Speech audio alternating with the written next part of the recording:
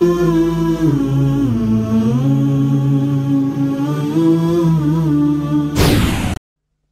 continue to be a crime until modern times when, as we said, the principle of consenting adults became the discerning principle for what is acceptable in human sexual relations.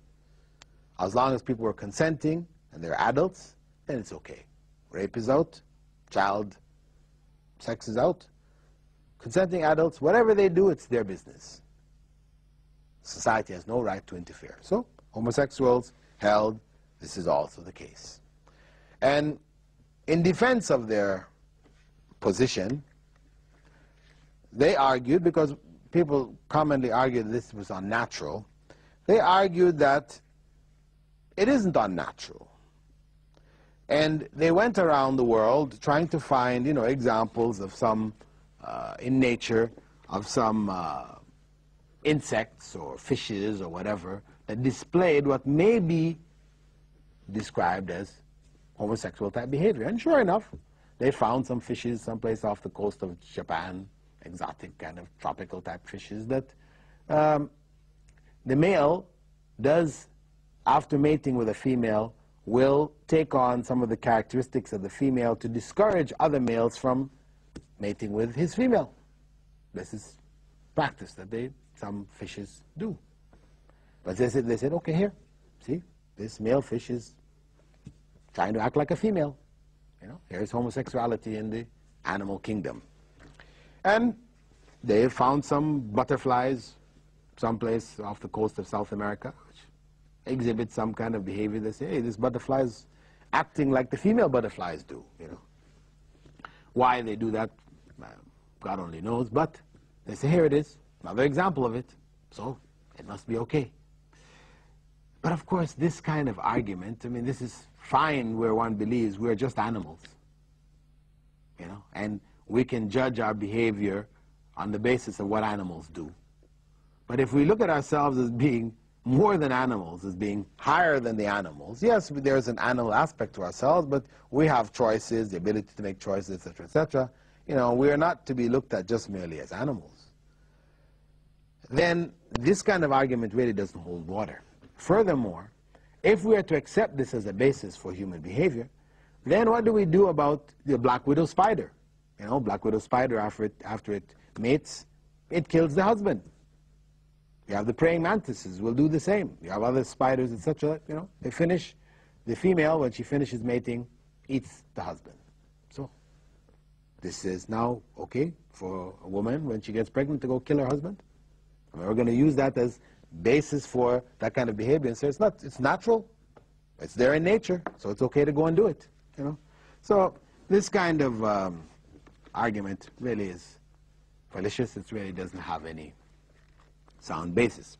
Now, back in the 80s, another argument developed, which was that there was a gland in the base of the brain, which they claimed it is small in the case of males or females and large in the case of males. And in the case of homosexuals, it was smaller than that of males, though larger than that of females. It seemed to have changed. It was of a different shape.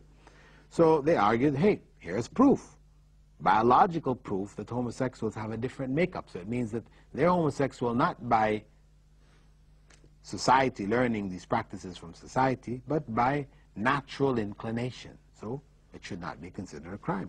However, we have to look at the realities of these studies. The study was based on whom? Dead people, dead adults. They cut open dead brains, dead people's brains, and they looked at this. Who is to say that the child was born that way? Who is to say this? There's no evidence for this. That this decrease in the size of that gland, or whatever, was a result of the activity and not the cause of that activity. Who's to say that? So this kind of argument, again, doesn't really hold water.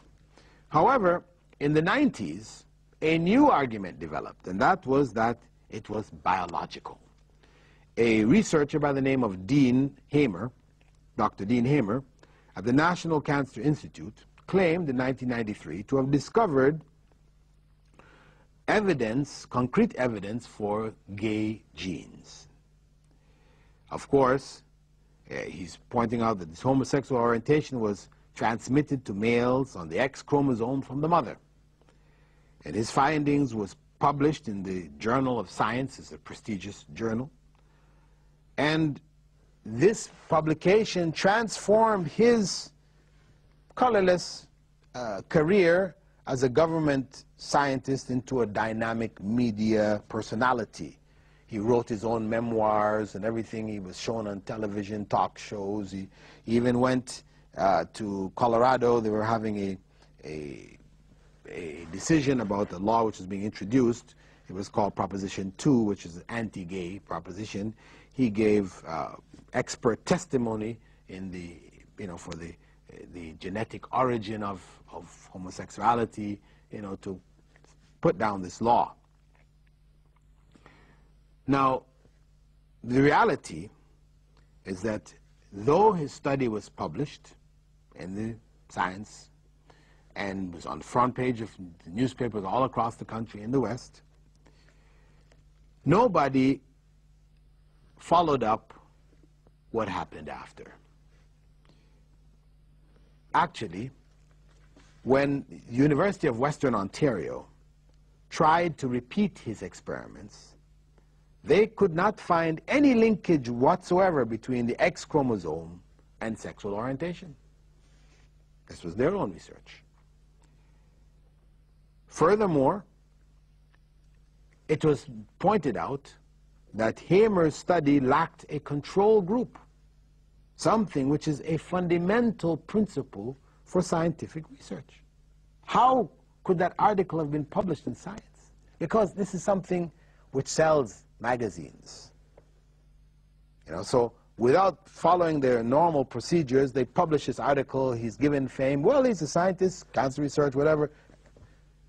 But the reality is that it lacked basic elements of scientific research. Among them, it did not have a control group. And the Chicago Tribune in 1994, this is 1 year after publication of Dr. Hamer's findings, reported that a junior researcher in Hamer's laboratory who assisted in the gene mapping in his homosexual studies said that he selectively reported his data. She was then dismissed, though she was a PhD student, in her postdoctoral fellowship at, she was a doctor doing a postdoctoral fellowship at Hamer's lab. She was kicked out because this was not popular. This is not something which people wanted to hear. And even this report in the Tribune is no longer front page news. This is reported, some pages down the line. So when the study came out initially, it was front page news. Everybody knew about it. And that's what stayed in people's minds. The different challenges that came to it, people didn't hardly know about it. So till today, you'll find people coming and saying, hey, it's been proven genetically. Because they remember that. They didn't remember that his assistant said, hey, he doctored his data. And so much so, her claims were substantiated by the National Institute of Health when they investigated her claims, and she was given another position in a different lab. And Hamer, who was himself very coy about his own sexual orientation, in his memoirs, he later admitted that he himself was gay. He himself was a homosexual, promoting this.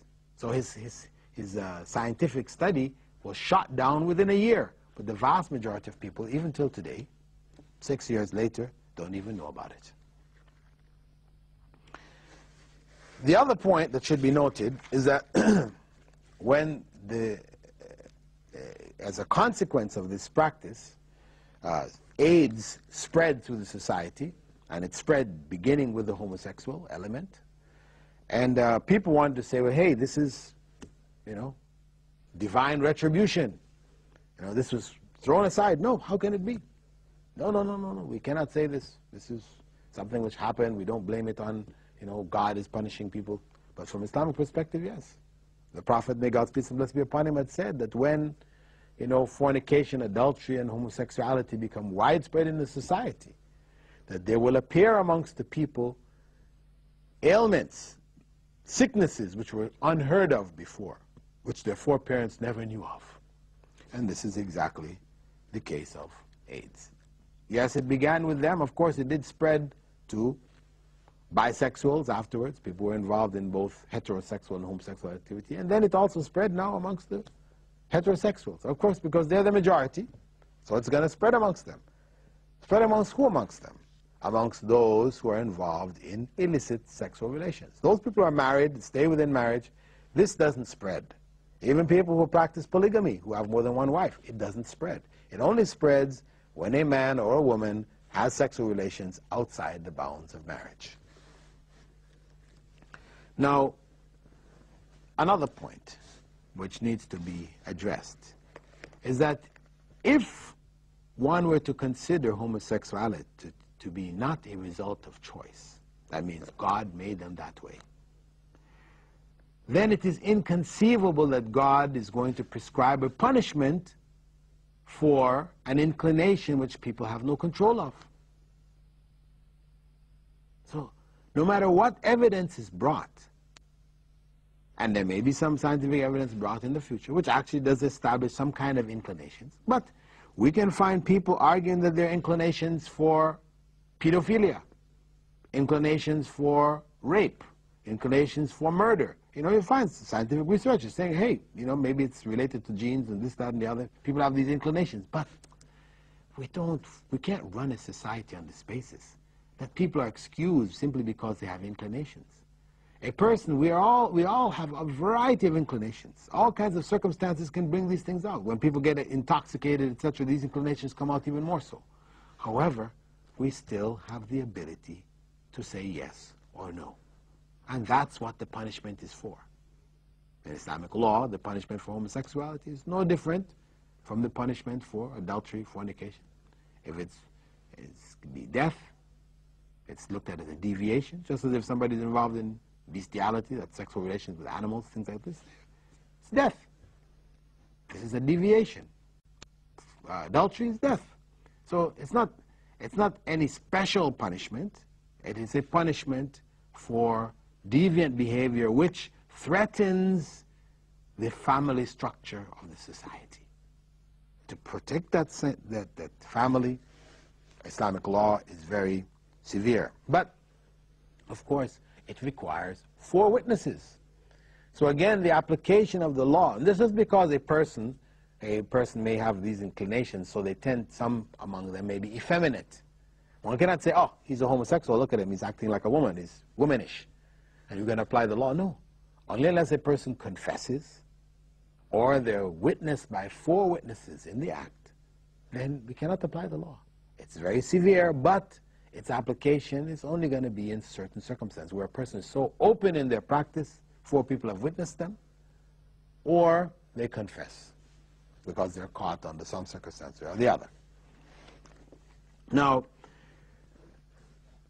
what we find in Islamic law, some principles to discourage this tendency for the building of these kind of inclinations. We find that Prophet Muhammad, may God's peace and blessing be upon him, and instructed that children be taught prayer at the age of 7. And he went on to say that when they reach the age of 10, they should be spanked if they're not coming to pray, learning to pray. Furthermore, they should be separated in their beds. Most people think that it's just separating the males from the females. But no, from Islamic perspective, the males from the males and the females from the females, they should not sleep in the same beds, under the same covers, etc. This is why. For what purpose? To prevent incest as well as homosexual activity. Because children are children. They may have inclination, they may experiment.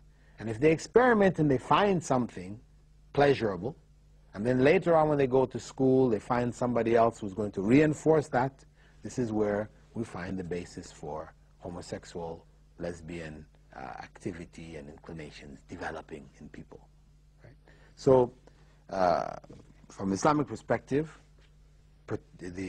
from the family, within the family itself, with regards to the children, these principles are applied to prevent the kind of birth of these kind of feelings. Furthermore, Islam stresses the distinction between male and female to be strongly maintained. Males don't dress like females, females don't dress like males. This is forbidden.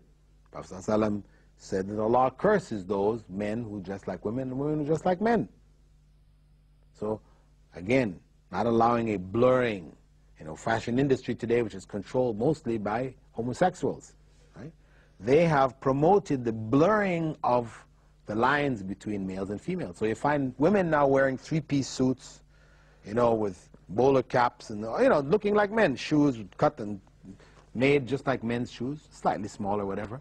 Men wearing flowery garments. In fact, just recently, they had these new fashions which are coming up for the summer, fall fashions. Men's dresses which are virtually female-style dresses.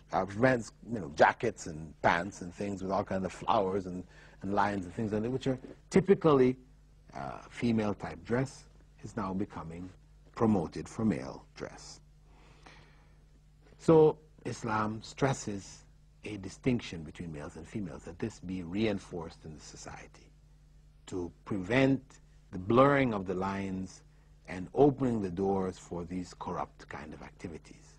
And this is for the purpose of protecting the family as a whole, maintaining the family.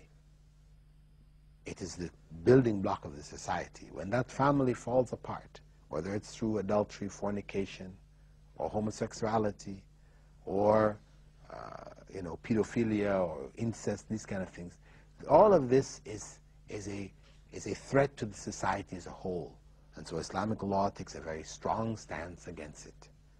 And it prescribes very severe punishments for those who are caught where there's clear evidence in it. With that, dear viewers, I'd like to thank you for being with us in this segment of our program, Contemporary Issues. And if you have some issues that you would like to share, that you would like us to address, you're welcome to suggest them. And if we're not already planning to cover them, we will cover them if they are of general benefit.